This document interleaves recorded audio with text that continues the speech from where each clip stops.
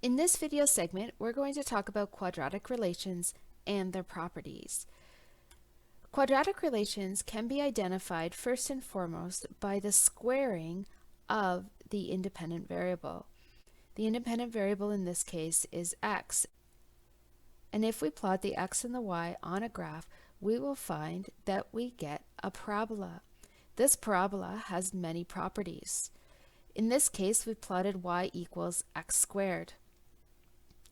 We notice that quadratic relations are symmetrical.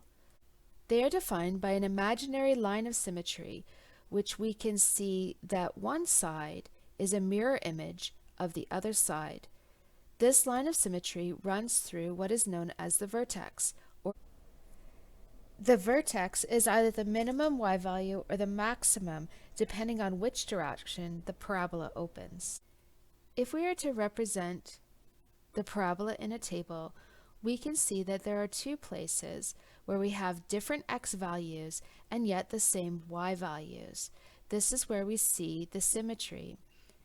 The symmetry, again, is mirrored through the vertex. If we were to take another example, this one is y equals x squared plus 4x plus 2, and we plot the equation on a graph, and we also put it into a table.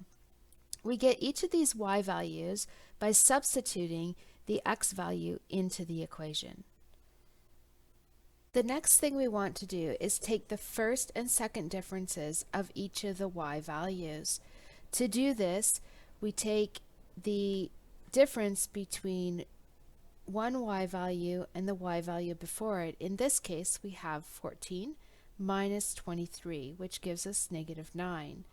Similarly, we keep going. We have 7 minus 14, which gives us -7. We continue this process to get all of the first differences. And what we know is that the first differences are changing. They are not constant. If you recall back to the first differences of a linear equation, we note that those first differences are constant. So the key note here is that first differences are changing. Then if we take the second differences, which is doing the same thing as we did for first differences, -7 minus -9, which is 2. Then we do -5 minus -7, which again is 2. What we can see as we continue this pattern is that the second differences are constant. So that's it for quadratic relations.